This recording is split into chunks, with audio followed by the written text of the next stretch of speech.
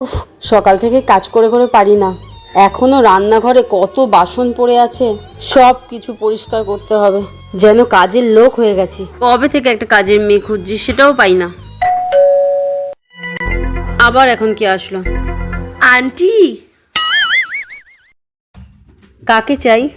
Aunty তুমি কাজের মেয়ে খুঁজছিলে না? হ্যাঁ, আমি একটা কাজের মেয়ে খুঁজছি অনেকদিন ধরে। ওই জন্যই তো আমি চলে এসেছি। বলো কি কি করতে হবে। তুমি কাজ করবে?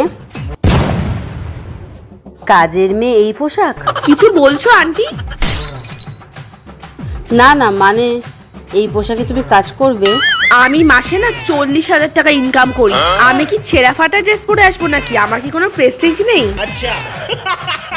আচ্ছা আচ্ছা, কথা বলার সময় নেই, চলো তো দেখি কি কাজ করতে হবে। হ্যাঁ ঠিক আছে, চলো চলো।